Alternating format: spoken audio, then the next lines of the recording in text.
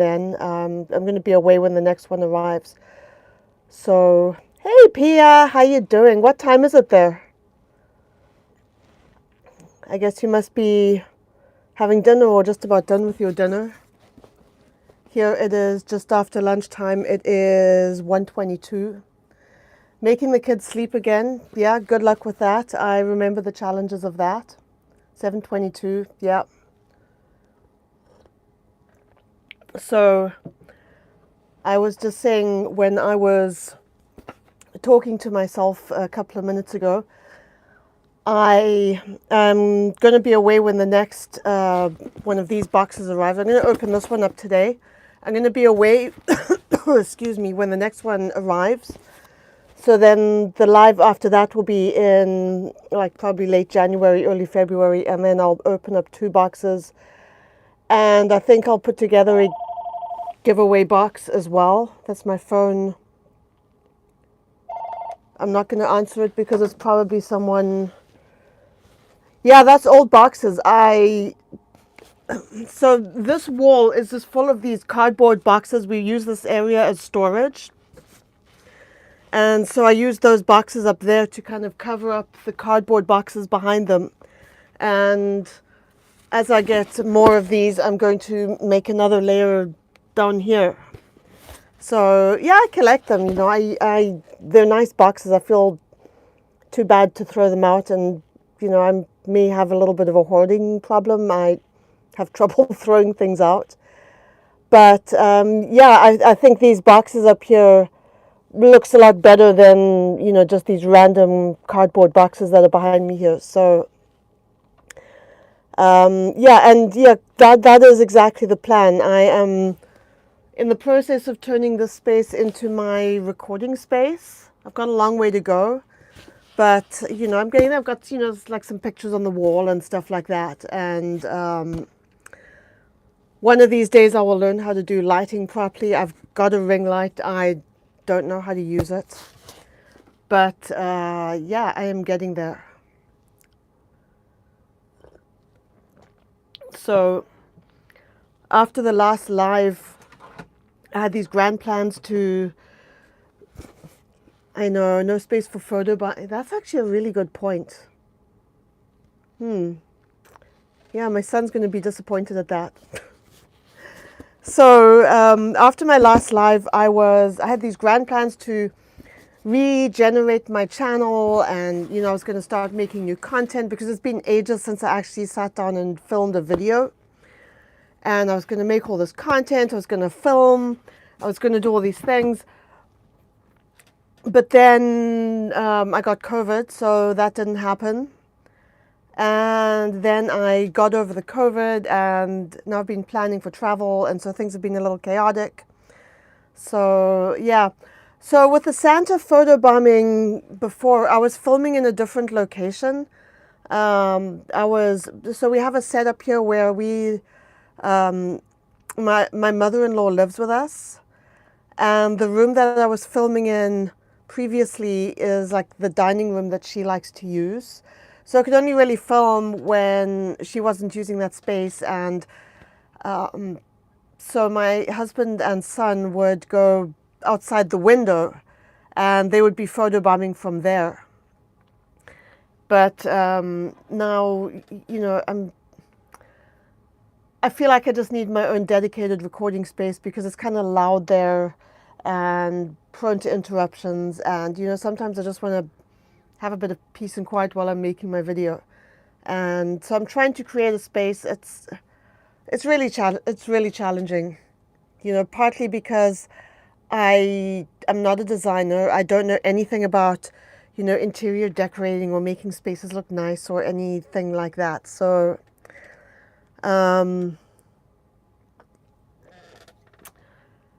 yeah, so that's the story with that. I am going to start opening this box. So Pia, has Tommy been watching any of the World Cup in spite of his objections? Yeah, I saw that Mitchell's watching. I wonder, it doesn't show, Mitchell's not showing up here. I wonder why. But anyway, hi Mitchell. I am glad you're here. I hope you're well. So yeah, so the World Cup, the last live, I could not understand why Tommy had such a problem with the World Cup, and I was kind of thinking, you know, it was like, is it the World Cup in general as an organization, or? But then I realized that's because of that location, and yeah, I totally agree. I don't believe major sporting events should be granted to places that are known for human rights violations. Toronto actually put in a bid for the Olympics a few years ago, and I had such a problem with it because, you know, and I mean, Toronto doesn't, we don't have human rights violations in Toronto. I mean, we're not known for that. You know, obviously Canada does have some problematic history, which should be acknowledged, but you know, as far as human rights goes, we're probably one of the leading countries in the world when it comes to that. But my issue is that events like the Olympics and the World Cup, you know, they rarely benefit the man on the street, you know, people like you and me. The people they benefit are the rich business owners, the corporations, you know, who are already making a lot of money on the backs of people that they are exploiting. So I'm generally not a fan of events like that. I mean, I like the sporting aspect of it. I watch certain events in the Olympics because I like the athleticism. But as an institution, I just, you know, I just find them to be highly problematic. And when they are hosted in countries that generally don't treat people well, that makes it even more problematic. Okay, so let's see what is in this box. The Scribbler writing contest. It says, how does a relationship from your main character's past impact an important relationship they have today? That's a really interesting question, because when you write a story, you have your characters and the story is about the events that are happening to that character, but the characters have to have a backstory. And you have to think about that when you're creating the character. Where did they come from? Where were they born? Who were their parents? Who were their siblings? You know, what kind of stuff did they go through in school? You don't put that, you don't, you know, necessarily put all of that into the story, but you know, it kind of informs the way the character acts and talks and thinks, and it is an important part of character development. Then I've got my, hang on, I'm going to get my, it's going to go straight into this bin, all of this orange stuff, which is nice bright orange. Someone took a lot of trouble shredding this, but it makes a huge mess. And every time I do one of these videos, oh, there it goes. I always drop a ton of it on the floor, and I then have to spend ages cleaning it up. Wiggly worms, exactly. And it just never seems to end. How do they make endless shredded stuff? And how is it when I try to shred stuff for wrapping gifts and stuff, I never seem to have enough of it. And whoever packages these boxes, they just don't have a problem with it. And then, oh, look at this. We have got I'll show you in a second, getting the pink stuff off. Hey, Mitchell. Good to see you, my friend. I've been thinking of you as you've been going through all of your stuff. So I hope you're doing well.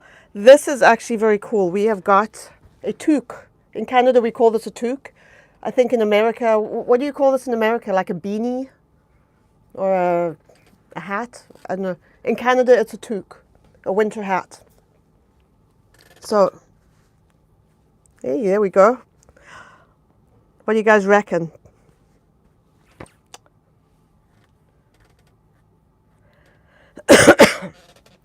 Okay.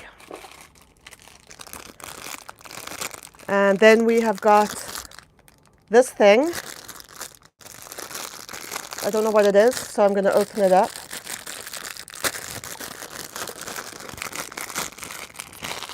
Yeah, I think I'll take this to when I'm traveling. I'm flying out on Friday, and I have to look up what the weather is like in Europe these days, but I'm sure I could use a good hat. Definitely won't need it in South Africa. This says, oh, it's a pencil sharpener. I actually need one of these. I've got all of these pencils and nothing to sharpen them with. So good. Now I've got a pencil sharpener. Hopefully it'll work. So it's cold in Europe.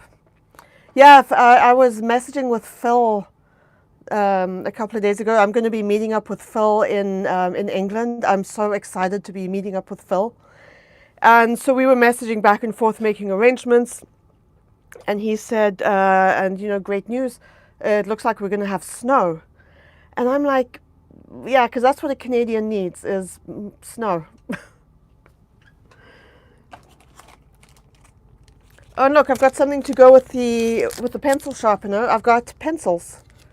They have sayings on them. One of them says, you know, you're getting old when you have to start reading things like this. My eyes are starting to go. The one pencil says first draft vibes. It's just kind of engraved on the pencil like that. Another one says happy writer vibes, big idea vibes, all-nighter vibes, and the last one is new day, new chapter vibes. That's very cool. Either with glasses or blind. Yeah, I use glasses to drive and to watch TV, anything with distance. But those glasses obviously don't work when I'm reading, and I don't have reading glasses, so it's like when I sit down in a restaurant and I'm given a menu, the first thing I do is like hold it at a distance so I can see. Okay, next thing we have is good mood superfood. It's got a brain on it. Is it supposed to make me smart? Like, is that supposed to make me intelligent? Peanut butter cup. Happy brain blend. Do you know what? I'm going to glasses itch your face like crazy and give you a tick. Yeah, I'm not a fan of glasses either. I wear contact lenses when the prescription is right. The last contact lenses I got were just they're supposed to be the what's it called when you have a prescription for distance and a prescription for close-up in the same pair of lenses. I forget what that word is, but I got these contact lenses. They're great for distance, but I can't do anything with them for close-up, so I just haven't been wearing them. I used to wear like really, really thick glasses when I was younger, and then I got LASIK when I was 26 or 27, somewhere around that age, and my eyes were perfect for the longest time. But when I had that procedure done, the guy said to me, look, when you get to your 40s or 50s, you're just going to have natural degeneration of your eyes due to age, and there's really nothing you can do about that. So I'm guessing I've reached that age. I'm officially old. So I am trying to open this packaging, and I'm struggling with it. There we go. Because I'm going to give this a taste. Whoops. Which means, of course, I'll have to eat the rest of this later on, or give it to one of my kids if I don't like it. So it looks like a typical kind of energy bar type thing.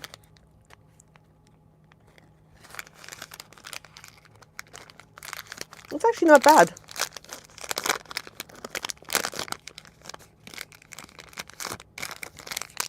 It's not bad. I sometimes struggle with peanut butter because I find it very sweet and kind of cloying. But they put something in that to tone down the sweetness, so it's actually quite nice.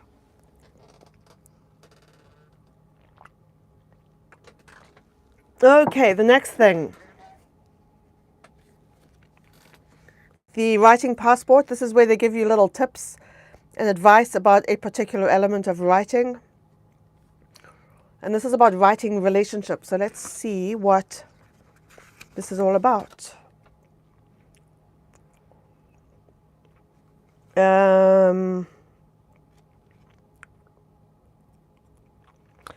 Okay, so this is hang on, interaction, allowing us to form. So this is about, okay, so this is about the relationships between the characters in the book. So we were talking about character development earlier. That does seem to be a theme in this box. And they do that. They tend to kind of choose a bunch of things that center around a theme. And one of the important elements of character development, like I said, is formulating a backstory for the character. And a huge part of that is what relationships does that character have? You know, who do they get along with? Who do they not get along with? That includes, by the way, the bad guys in the book. You know, sometimes you read books where, you know, the protagonists, the good guys, have all of these fantastic human qualities, and the bad guy is just, you know, this complete 100% demon. But the reality is there's a little bit of bad in the good people, and there's a little bit of good in the bad people. And that includes the relationships, and that has to be incorporated. Otherwise, the characters are kind of one-dimensional and, you know, just not real, and you cannot relate to them. Okay, then we have publishing process inside look. Again, on the theme of relationships. This is about the relationship between the author and their agent or editor as they are going through the whole journey of publishing.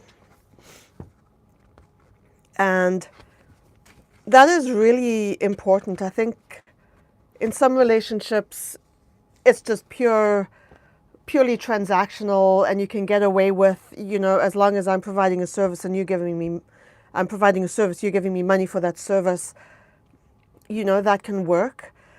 But when it comes to something like writing a book and all of the services that go around that process, you know, like doing the book design cover and doing the editing and the agenting and the publishing, all that kind of stuff, there should be a chemistry there. There should be something that you have in common in terms of some philosophy, or, you know, if I'm writing in a particular genre, I would want to, you know, work with an agent who loves that genre. I'm not going to work with an agent who, you know, for example, specializes in horror. Or, you know, if I am writing, for example, a romance novel, I'm not going to work with an agent who specializes in ghost stories. So there's got to be a connection.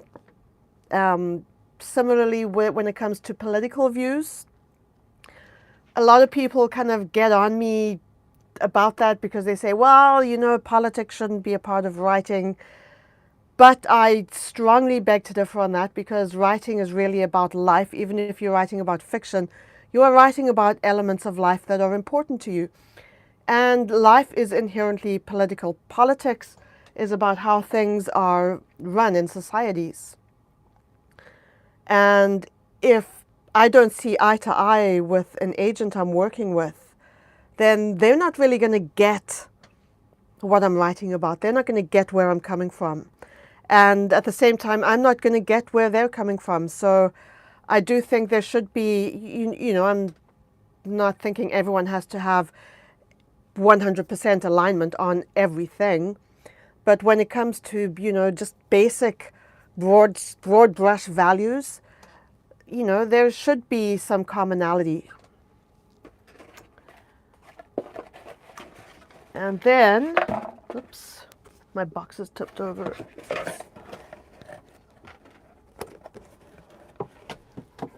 Okay, I've got a bunch more of this orange stuff still in this box, so let me just empty that out. Okay, so we have the book of the month is June Reimagined, and it's by Rebecca Crane. So I'll read the blurb at the back. Sometimes to start living you have to be a little reckless.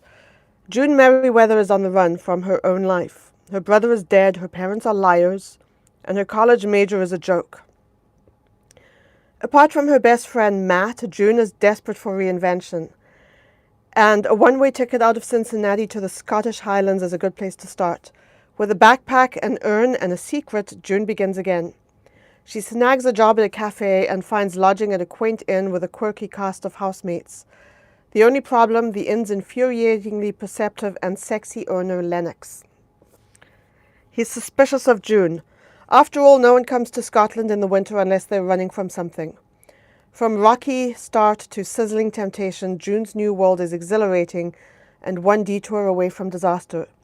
With her past and her future both vying for attention, June can't begin to picture where her reimagined life is headed next.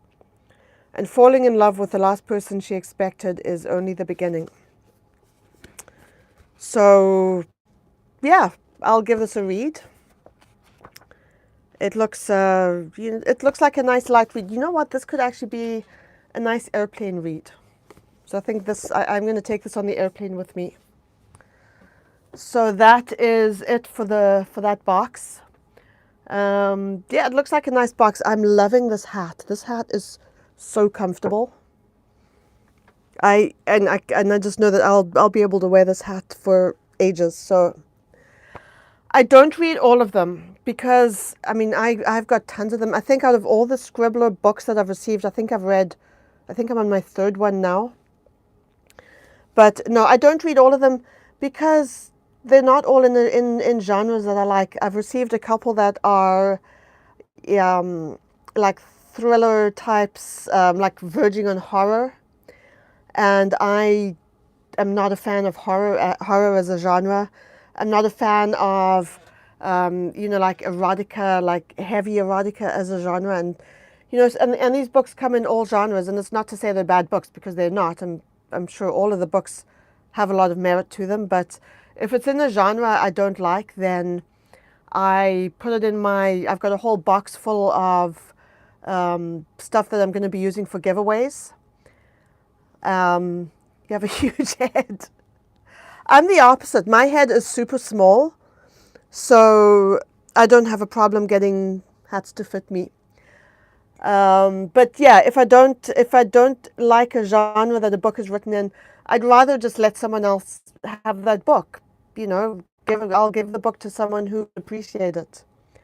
I don't I just I give them away. So I think what I'm gonna do when I am back from my travels is I'll do a live where I have my giveaway box with me. I've got a huge plastic tub full of stuff. Probably got enough for about 6 or 7 giveaways. And so I think I'll go through those, and you guys can help me choose what what will go in my next giveaway box. Lucinda Riley, I'm not familiar with, but I'm going to Google it right now because I always like to hear about historical fiction.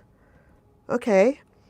Yeah, I'm going to look up some of Lucinda Riley's books. I love historical fiction. Okay, so you're recommending that? Yeah, I'm gonna keep that tab open on my iPad, and I'm gonna find me a Lucinda Riley, The Seven Sisters Saga. Okay, I am going to make a note of that. Seven Sisters Saga. All right.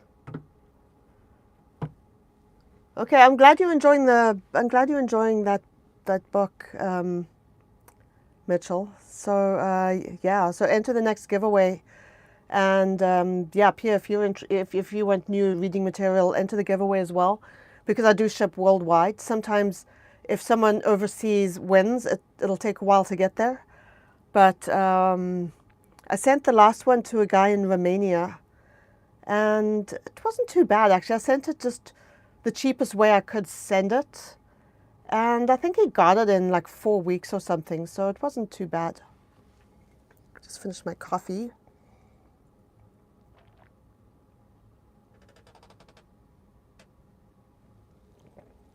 Okay, so travel's coming up. I leave on Friday night. You guys, I am so disorganized. I have done virtually nothing. I have located my suitcase. I've decided which case I'm going to pack. I have bought a pack of socks to pack.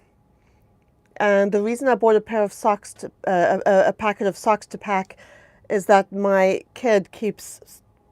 son keeps stealing my socks. So I went shopping with him a few days ago, and I said, okay, listen, we're going to buy socks for you, and those will be your socks, and we're going to buy socks for me, those will be my socks. You are not allowed to touch my socks.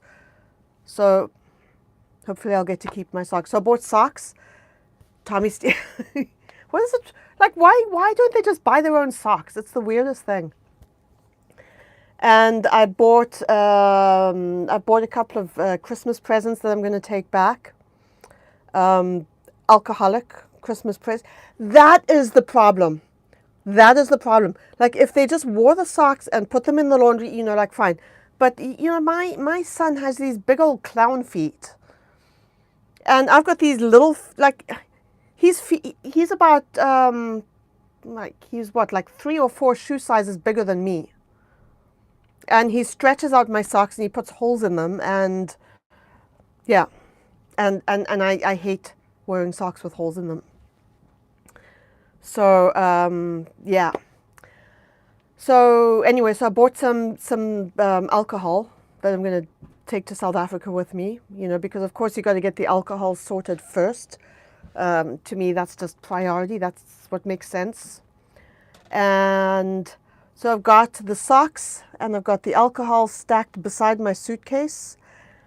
I've got plane tickets booked, obviously. I've booked hotels and stuff in London and Paris. And I've booked some activities that we're going to do. But apart from that, I'm just so disorganized. You're a vodka fan? I'm a vodka fan as well. So last week we went to this restaurant that's down the road from us. We go there quite often. We know the waitress really well. And we were there the day after my birthday, so she mixed me up a free drink that had vodka and a bunch of other stuff in it. And I kid you not, this drink was freaking massive. And it took me so long to finish it. You don't drink at all, Pierre? You know what? I'm not. I enjoy a glass of wine. I'm not a fan. You know, something I don't understand and something I've never understood is the appeal of getting drunk. Like when people say, oh, you know, I'm going to go to this party and I'm going to get so drunk. And it's like, who wants to feel that way? I absolutely hate the feeling of being drunk. So I do not understand. I cannot relate to this idea that people would actually want to deliberately, you know, get that feeling. You're a Pepsi person. I'm Coca-Cola all the way. I'll drink Pepsi if Coke is not available. But yeah, no, I'm a Coke person, and I can totally taste the difference. So yeah, so I've been planning this trip under really difficult circumstances. Having COVID was really not fun. And Mitchell, I know you had COVID, I think, not long before I did. I think I was a few days behind you with my COVID symptoms. And so it was actually kind of funny because when you were, you know, updating your Facebook and, you know, just letting us know how you were feeling and what was happening with your COVID, I kind of took that as a sign that, okay, what's happening to Mitchell now is going to be happening with me like 2 or 3 days from now. So, yeah, I used your posts as a prediction of my symptoms, and it was actually quite spot on. I followed a very similar path to you. I'm pretty much fully recovered. I'm testing negative now. The cough is almost completely gone. It lingered for a little while. I was worried I'd still have the cough, you know, when I was getting onto the plane to travel, but the cough is almost gone. Slight feeling of breathlessness is gone. My oxygen saturation is back up to like 99%. The only thing is that I still get these waves of fatigue will just kind of wallop me out of nowhere, and I'll be going along just fine, and I'll have energy, and I'll be doing things, and everything will be fine. And then all of a sudden, out of nowhere, it's just like complete energy crash. It's happening less frequently than it was a couple of weeks ago, but it's still kind of disconcerting when that happens. So I am learning to kind of pace myself to make sure that doesn't happen as much. So yeah, so there's that. Yeah, the headaches as well. I had a lot of headaches. The headaches went away pretty quickly, but while I was in the thick of it, the headaches were pretty bad. But you know, I'm glad that's over with. Do you guys get the feeling like I just have pandemic fatigue? Like, do you guys have the feeling that this pandemic is just never going to end?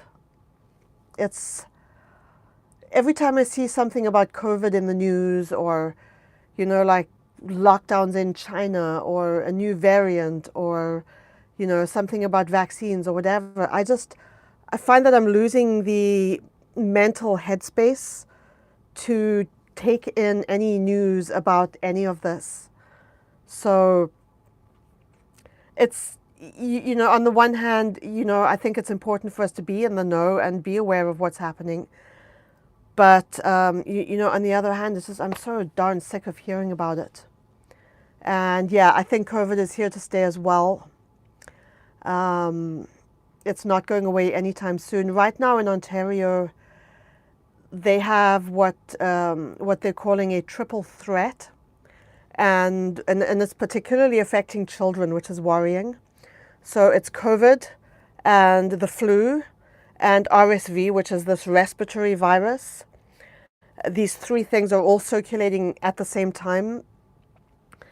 And while all of this is happening, Ontario is being led by a complete idiot premier who is decimating the healthcare system. And, you know, and it's, yeah, RSV at 3 weeks old. That's the problem. It's at that age, at 3 weeks old, it is extremely dangerous. And, you know, the healthcare system is not being managed as well as it should be managed.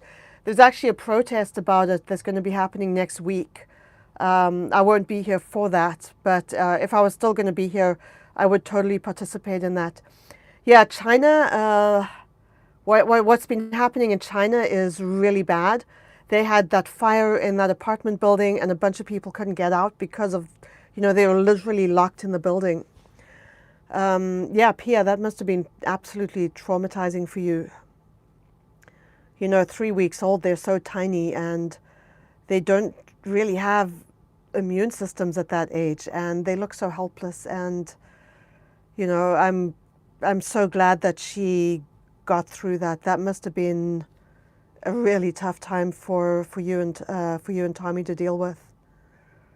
It's definitely no joke. So yeah, and the flu epidemic here in Ontario is bad enough that they are reporting on weekly flu numbers in the news.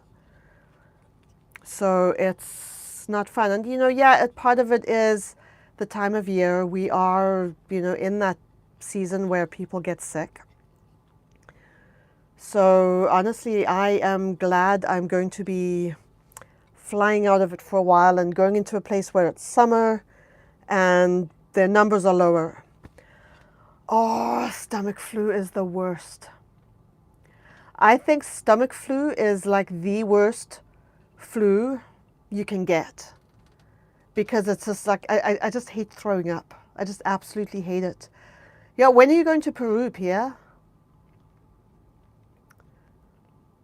Yeah, don't get sick before you go to Peru, because that, yeah, that wouldn't be fun at all.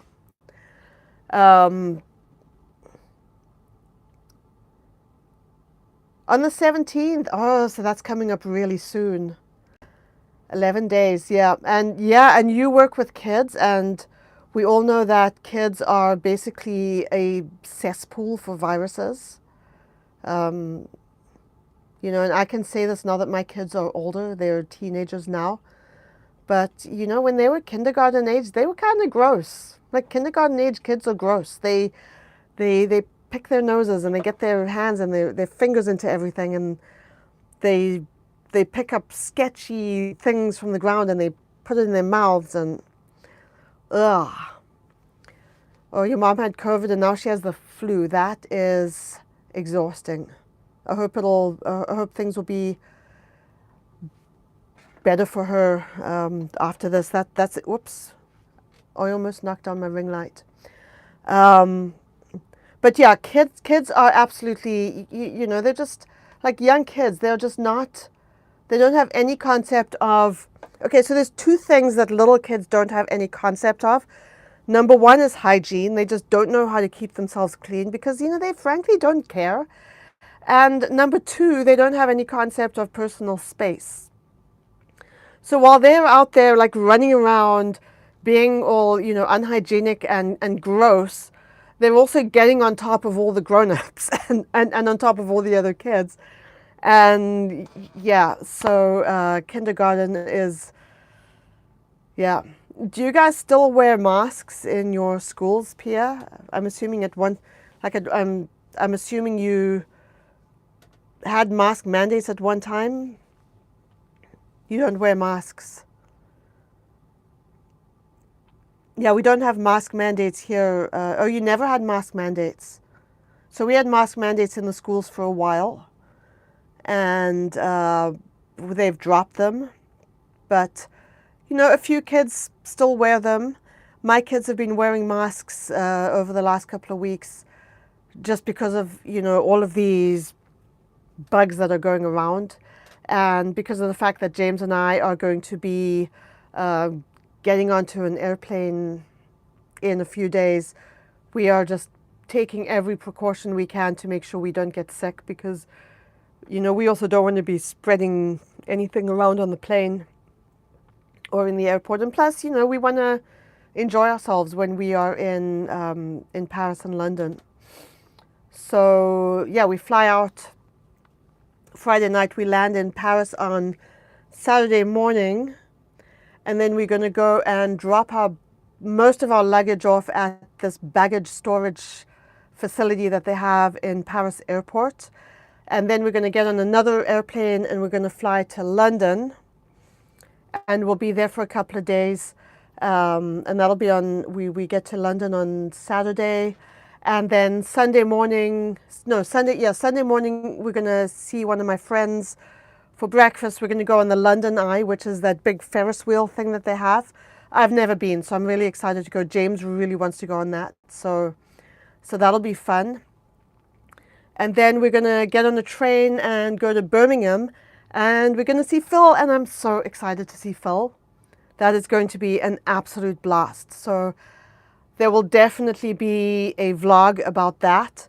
I have no idea what we're going to do in Birmingham. Neither of us knows anything about Birmingham. So I guess we'll just figure that out together. But yeah, that's going to be a lot of fun. Unfortunately, Jim can't make it, which is too bad. I was so hoping I'd get to meet Phil as well. And I was hoping to get Sophie to come out as well, but Sophie's it's difficult to get hold of Sophie. I know she's got a lot going on. I hope she's doing okay. And who knows, maybe if we can get hold of her sometime in the next few days, maybe she'll come join us, because that would be a lot of fun. I have no idea where in England she lives, but yeah, I would absolutely love to meet her. And then, so that'll be Sunday, and then Monday we fly back to Paris, and then we're going to have Monday night and pretty much all of Tuesday in Paris. So we've got a bunch of Paris activities planned, and then we fly out of Paris on Tuesday night, and then we land in Johannesburg on Wednesday morning. And that's the flight I'm really not looking forward to, is the Paris to Johannesburg flight. It's like an 11.5 hour flight, and it's just really long. And yeah, so I'm hoping that our time in London and Paris will exhaust us so much that we will just both fall asleep on the plane going to Johannesburg. So yeah, so then I'll be with my mom in Johannesburg and my cousin, and I'll see my brother in Cape Town about a week later. So really looking forward to that. And this time I really am going to be starting to make more content on my channels. It's been it's really hard. I lost motivation for YouTube a few months ago, and once you lose that motivation, it is so difficult to get it back. And then I got the motivation back, and then I got sick, and yeah, so I really want to get back into it. Yeah, and Pia, your videos were so great. I miss your videos, but you know what? At the end of the day, you've got to do what is good for your mental health. And you've also got a lot going on. You work with kids, it's physically draining. It is mentally draining. It is, I am sure that when you get home at the end of the day, you are absolutely exhausted. And then you still have to deal with, doing things with your own family. And, by the time that's all done, it's difficult. Hernias on your back? Well, I didn't even know that was possible. Oh, that sounds painful. Goodness. Yeah. Downhill after 40. Yeah, I just turned 53. Holy shit, I just turned 53. I'm old, guys. Yeah.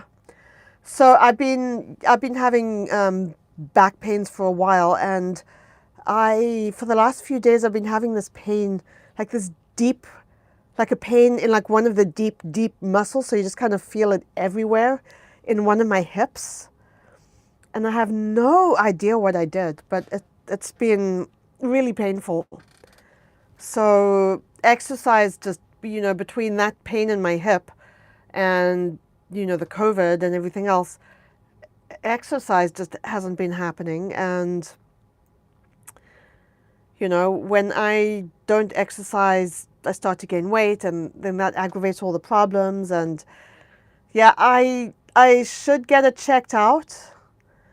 And I'm a little bit nervous too right now, because I am, I've got like 4 days before I fly, and I'm worried about finding out something serious before I go. But yeah, I'm gonna see how I go. But yeah, getting old, definitely not for the faint-hearted. So yeah, you still, yeah, thanks, Mitchell. Yeah, I think that's what I'm going to do, Pia. I'm going to I'm going to go and relax and have fun, and hopefully this pain will kind of ease up. I'm assuming I just pulled a muscle, and I just need to give it time to heal. I'm assuming that's all it is. So yeah, 53 is nothing, especially now. People are living long lives these days. And 50 is, it's definitely more than halfway through life for most people, but still got a lot of years left, for sure. But I find as I get older, I get more feelings of, oh my gosh, is life passing me by? Am I going to accomplish the things I want to accomplish? So I am looking at, I've enrolled in some courses that I'm going to be starting. I can start them anytime because they're online through Berkeley University. I was accepted into the program, so so that's good news. And I think I'm just going to start these courses when I get back from South Africa, because then I can really, take the time to focus on them. So I am looking forward to doing that. The program is it's a psychology course, and the background is that I have a bachelor's degree in psychology, and my goal originally was to go on and get a master's degree, go into a career in psychology, but then some bad life events happened around that time, and so I was not able to pursue my studies, and that was like, oh geez, like 30 years ago. And for the last few years, I've been thinking, I'd really love to be able to pick that up again. And then I found this program through Berkeley University, through their continuing education division, that is it's kind of like a bridging program in psychology courses. So you have to have a bachelor's degree in order to be eligible to enroll in this program. But what it does is it allows you to upgrade some of the credits that I obtained so many years ago. I can increase my GPA, and it's a potential gateway into a master's program. So, so that is kind of the long-term goal. And, and I kind of, I have these thoughts every now and then that, okay, I'm 53, and at the age of 53, can I really be thinking of long-term goals? Isn't that kind of weird? Like long-term career goals. Most people at my age are starting to think about retirement, and here I am thinking of long-term career goals, and it feels kind of weird, but this is something that, I've always wanted to do. So, yeah, okay, so this is now 3 people I've had telling me that 53 is nothing. So I'm gonna trust you guys on this, and I'm just gonna go after what I want to go after. So, sorry, I still have a little bit of the COVID cough happening. So yeah, that is my goal. I want to go into a career in psychology. I'm kind of involved in that world already as a mental health and addictions writer. But yeah, I don't know what to say. 53 is pretty old. You sound like my husband. He says to me, like, how old are you now? It was on my birthday. He goes, how old are you? I'm like 53. And he's like, oh my God, you're so old. Meanwhile, he's older than me. Your goal in life is marrying a smart, rich man. Yeah, see, when he was saying 53 was nothing, that was smart. And then telling a 53-year-old woman that she's old, that's never a good look. Like, don't ever do that to a woman in person. Is all I'm saying. If you want to survive until your next anniversary, like, don't say things like that to your wife.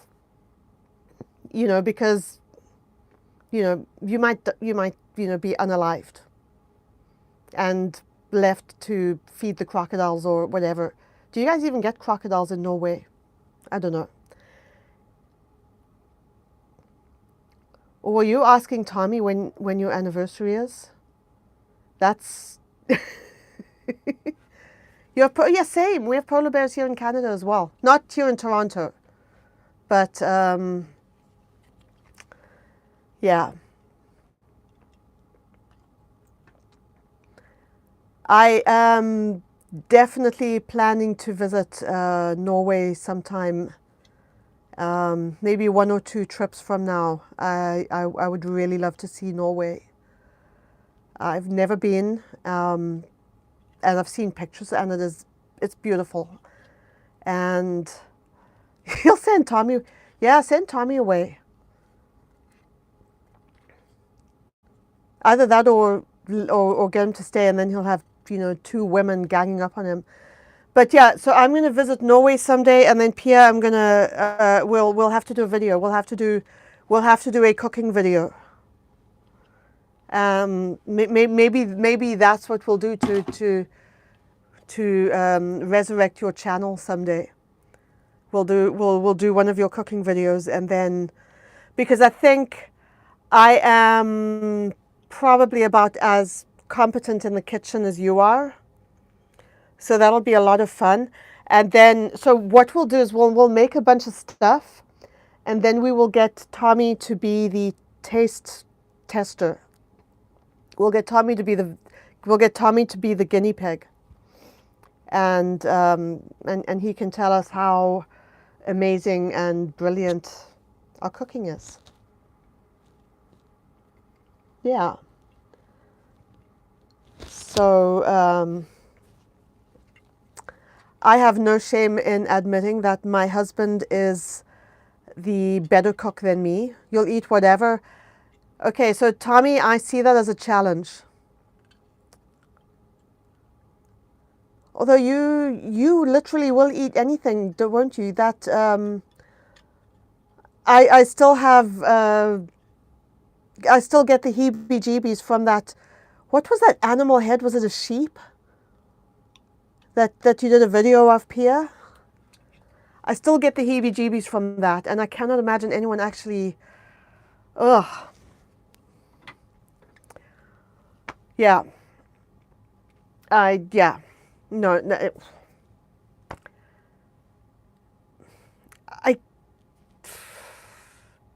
And that's an actual delicacy where you guys are? Because that just seems so weird to me. But, you know, not to knock other people's cultures. It's just definitely not what I'm used to. I have quite a bland, unadventurous taste in food. I like things that let's just say I struggle with new foods. I like things to be familiar. I'm not really a picky eater, but if it's something I don't know, I do struggle with it. And my son James, who will be traveling with me, he's got a very simple taste in food. He doesn't like fancy sauces and like fancy desserts, and he's not a big fan of, you know, like cake. So when he has a birthday, which is Christmas Day, and we're doing his birthday cakes, the last couple of years I've been giving him like donut towers, because he likes donuts, but he's not a big fan of cake. And you know, and something that really baffles me is that he does not like cheese. I am obsessed with cheese. I believe cheese should go onto 99% of foods. And I somehow produced a child who does not like cheese. Like, how does this happen? Maybe he got, I don't know. Really? Norway has good cheese? I've never heard of Norway as being a cheese-producing country, but the more you know. That's another reason for me to visit Norway. That is something I will try that's new. I'll always try new cheeses. That is really interesting. Okay, I am going to come to Norway, and I'm going to try the cheese. Maybe that'll be a video we can do as well. We'll have to do a cooking video, and we should do a cheese tasting thing. So yeah, I'd be into that. Yeah, Tommy, before you came on, I was talking about the World Cup and how last time I didn't understand what your problem with the World Cup was, because I was kind of thinking, like, do you have a problem with the World Cup as a whole? But I understand now that it's, you know, because it's hosted in a place that's known for human rights violations. And yeah, I get that. Especially with sports, there should be, you know, just the element of sportsmanship and treating people well. So I get that. Yeah, you love cheese. Yeah, Mitchell, I have to get to you as well. I have to visit you sometime. I have to get out to your part of the world. And yeah, wouldn't that be fun? Like if we have me, Mitchell, we get the England people to go over, we all just descend on Pia's house. And we'll all descend on Pia's house and we will eat cheese. That sounds like a good deal to me.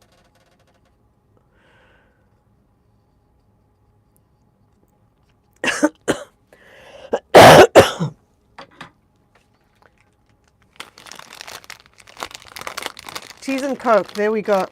All of this talk of food is making me hungry, so I'm going to have another bite of this Good Mood superfood that came in the Scribbler box.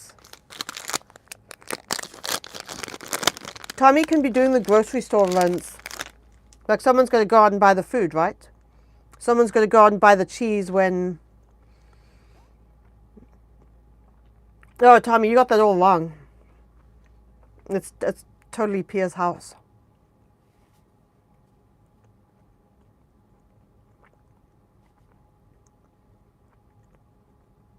Okay, I think that's a spam comment that just came in.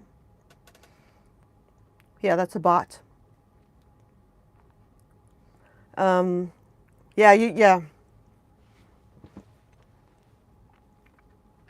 Yeah, so we will all be at Pia's house and Tommy will be buying all the stuff that we need. You know, the Coke, the Pepsi, the cheese, no sheep's heads.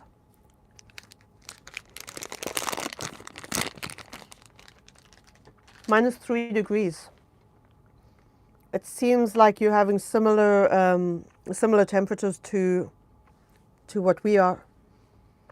Mitchell, what's it like in your part of the world? I guess is it warmer there?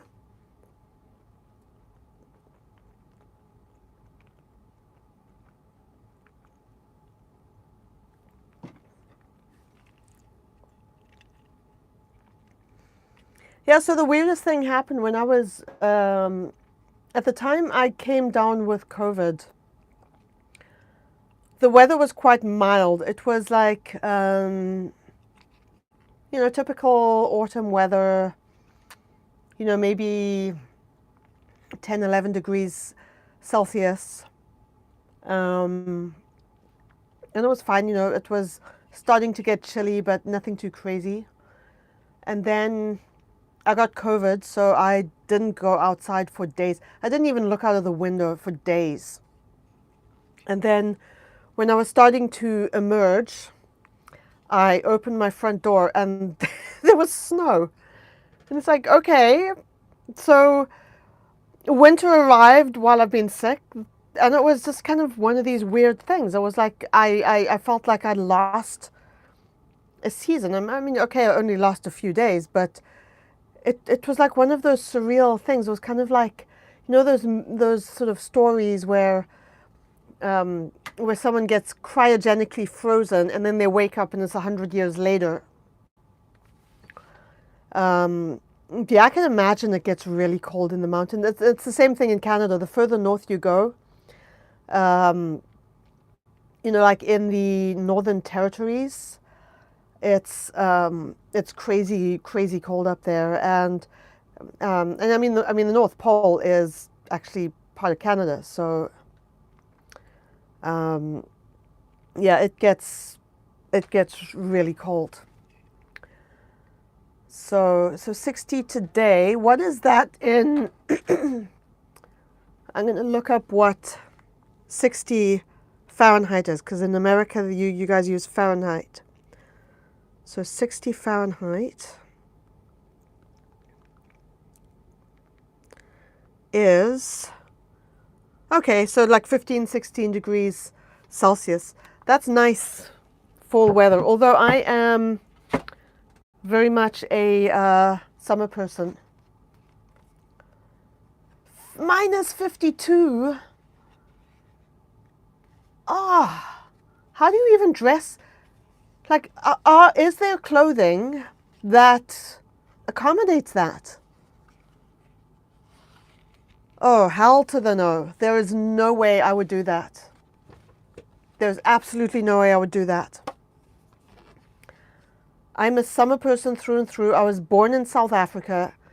And I think once you are born in Africa, you just have the African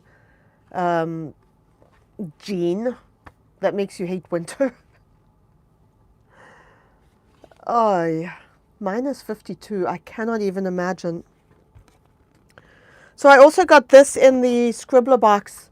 It somehow slipped out onto my desk while I was taking everything out. But this is the exclusive chat card where you go onto, it's kind of like a Zoom. Well, it's not a Zoom, it's a private YouTube link, I think. And this is Mary Atkins, best-selling author and writing coach. I've actually heard of Mary Atkins. I think I've read a couple of her books, actually. So it says Mary Atkins is the author of the novels When You Read This, Privilege, and Palm Beach. Her books have been published in 13 countries, and her essays and reporting have appeared in the New York Times, The Atlantic, Slate, and more. A graduate of Yale Law School and Duke University, she teaches storytelling for the Moth worldwide and supports aspiring writers as an online writing coach through her program, The Book Incubator.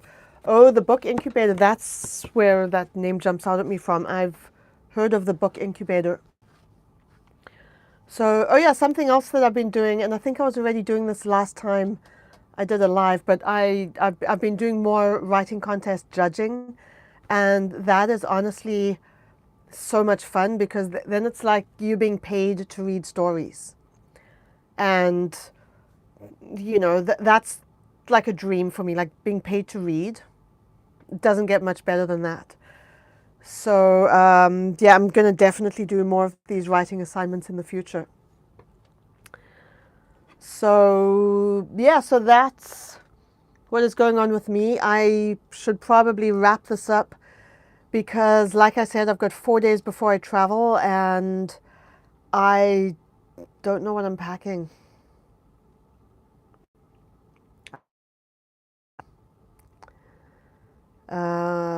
Oh, 115. What, okay, so what is 115 in, okay, I have to look this up now. Why don't you guys use Celsius? Like, seriously, it is, I'm genuinely mystified by that. Oops.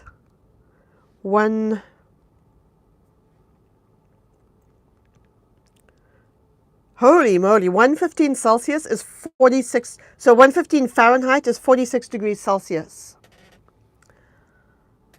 That is, the only time I've been in, well, in temperatures like that was when I was in Israel. Oh geez, how long ago? It was like early 1990s. So it would have been like 91, 92. And for a period of time, I was working in the Golan Heights, which is the north of Israel. I was working on farms. And we used to get up at like 4 in the morning. We'd be out in the fields by 4 in the morning. And we would be working until about 10:30-ish. And then we would go back to our rooms and we would stay in our rooms until about 4 in the afternoon.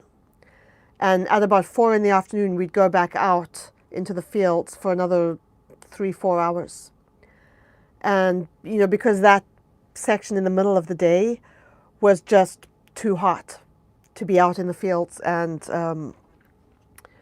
so, you know, so that's why we kept those crazy hours. Yeah, that was one of the challenging parts of working on farms in Israel. That and the scorpions. We used to have to tap out our shoes every morning before we put our feet into them because, you know, the scorpions like to burrow into shoes because they're you know, I guess dry there or whatever, I don't know. But yeah, we used to have to tap out our shoes. And we used to have to wear gloves.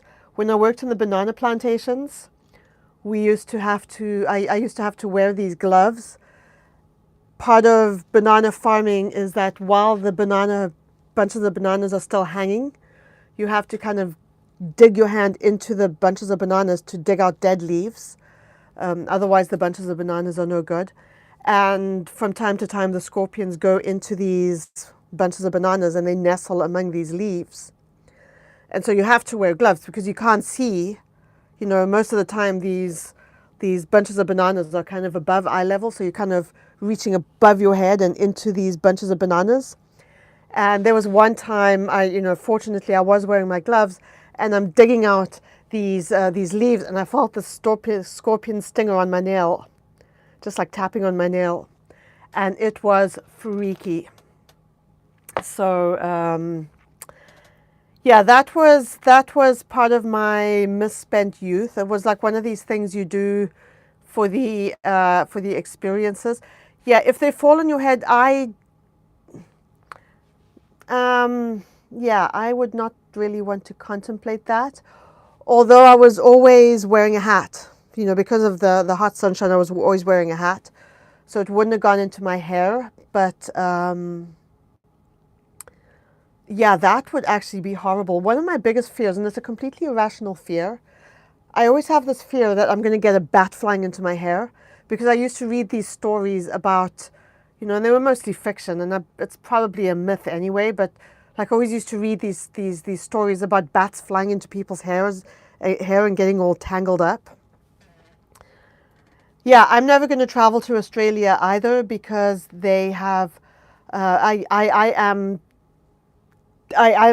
legit scared of spiders, and in Australia they have spiders that are like the size of puppies. So you know that and apparently the centipedes there are massive and they are fast, and you know it's yeah no yeah, I'm kind of understanding why, you know, in days gone by, like way days gone by, England used to send their prisoners to Australia. That kind of makes sense to me. If they had all of those spiders and, you know, snakes and like massive buggy things. And I've got this friend in Australia he's very active on Facebook. I don't think he follows me on YouTube, but if he does, Dono, I am watching you, because he always tags me in spider things because he knows I freak out about spiders. So he always tags me about things to do with spiders, and it's like, yeah, that's mean. So anyway, I've got to wrap it up because I've got a bunch of stuff that I've got to do if I'm going to actually get onto this plane with any luggage on Friday. Pia, I hope you have a blast in Peru. That's going to be so much fun. Who are you going with? Are all of you going, or is it just you? And how long are you going for? Because that sounds like a lot of fun. I've never been to Peru myself. I'd love to go. I've been to Brazil, but I've never been to Peru. I went to Brazil when I was, oh geez, 7 or 8. You're traveling, oh my God.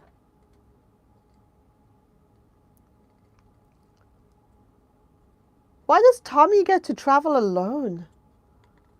But you know what? Seriously, I'm glad you're all going to be there together. That is a really nice family holiday for all of you. How old are your kids, Pia? Because he wants a divorce. Oh my God, $400 cheaper. Wow. Yeah, I can see that actually. Travel dates are everything when it comes to pricing. 6 and 8. Okay, so yeah, and you know, and they've traveled before, so they're not new to it. So I hope it'll be a good flight for all of you guys. And I hope you all have a fantastic time. You should make videos. Make some videos in Peru. You know, just do some Peru vlogging, because I'd love to see that. So yeah, so have a good time. All of you enjoy it. And Mitchell, I hope you'll have a fantastic holiday season as well. And keep us up to date with everything that's going on with you, and keep us updated. How are you supposed to watch? Yeah, I know. I feel you. So have a good flight, you guys, and thanks for watching. Thanks for joining my random ramblings. I may do a live from South Africa, you know, like after the new year, you know, just to check in and say hi to everyone. Otherwise, there'll definitely be a live after I get back, but I might do a live from South Africa, maybe even some live vlogging at some time. Yeah, I'll definitely. I did take a whole lot of video last time I was in South Africa, but I never posted it. So I'm gonna do a better job of that this time. So yeah, that's it for today, guys. Thank you for watching. I will see you all again soon. Travel safe. Have a safe, happy, brilliant holiday season. Okay. Bye.